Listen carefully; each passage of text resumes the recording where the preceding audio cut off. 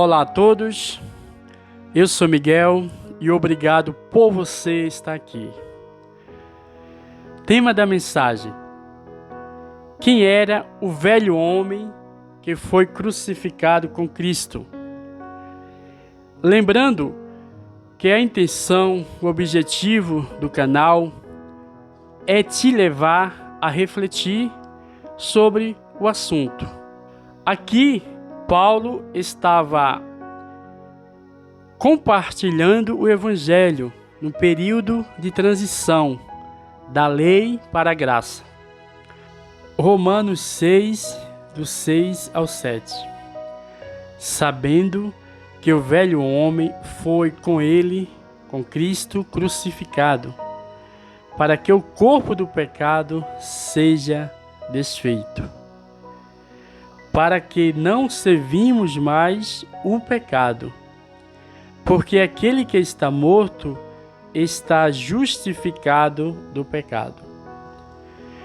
Você observa quando Paulo fala, para que não servimos mais o pecado. Ele não fala os pecados, e sim o pecado. Que pecado era esse? Pecado adâmico. Eles serviam o pecado de que forma? Com o seu corpo ou através do conhecimento do pecado? Ok? Aí fica uma pergunta, você e eu, nós meditarmos sobre o assunto, ok? Também é interessante quando Paulo fala, porque aquele que está morto está justificado do pecado adâmico, ok? Eu sempre vou bater nessa tecla, do pecado adâmico. Agora, quem estava morto? Quem estava justificado do pecado? Sabemos que essa palavra morte, né, ela dá o sentido e tem o sentido de separação. Então, quem estava morto, quem estava separado do pecado? Era o conhecimento, a consciência de Paulo em relação ao pecado. A consciência e conhecimento de Paulo estava morto para o pecado. Não é uma afirmação, ok? É mais uma pergunta dentro do assunto. O velho homem que foi crucificado pode ser o velho conhecimento, a velha consciência do pecado ou corpo carnal. O que você diz? O que pode ser? Quem pecou não foi a carne. Eva desejou e foi alimentar o seu desejo. Sabemos que os membros do corpo, ele obedece o quê? A sua mente, não é verdade? Então, a carne não pecou. Eva, de tanto desejar, ela foi alimentar o seu desejo. Depois que Eva e Adão errou, eles passaram a ter o conhecimento do seu erro, do seu pecado. Sabemos que o descanso não vem para a carne, e sim para a sua mente, ou seja, para o seu entendimento.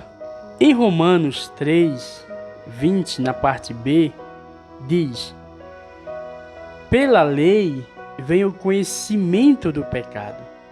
Tá vendo? Por que pela lei?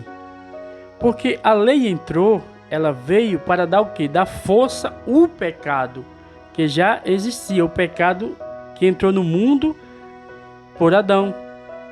Então a lei, ela veio para dar força a esse pecado de Adão. Pela lei vem o conhecimento do pecado, onde muitos, quer viver a história dos judeus e dos hebreus e sempre está com o conhecimento do pecado, porque eles querem viver ainda a lei. Na verdade, nunca viveram, mas querem viver a lei, e por querer viver a lei, sempre eles têm o conhecimento do pecado na sua mente. Sem o conhecimento do pecado não há condenação. Veja o que Paulo falou em Gálatas 2:20. estou crucificado com Cristo. Quem estava crucificado com Cristo?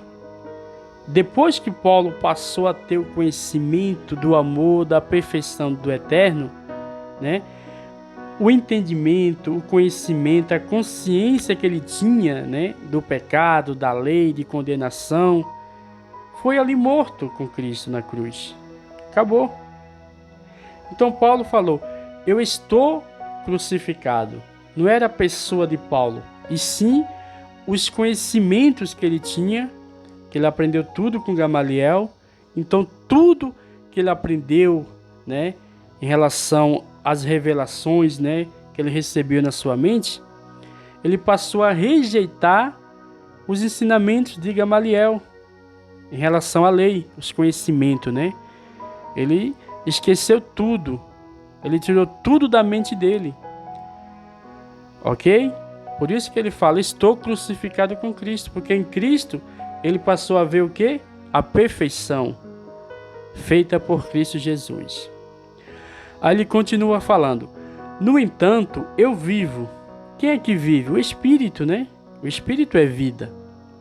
No entanto, né, eu vivo, mas não eu. Ao mesmo tempo ele fala, mas não eu. Eu quem? A consciência, o conhecimento do pecado não faz mais parte de Paulo.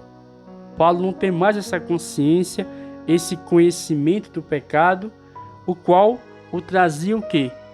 Sofrimento, condenação.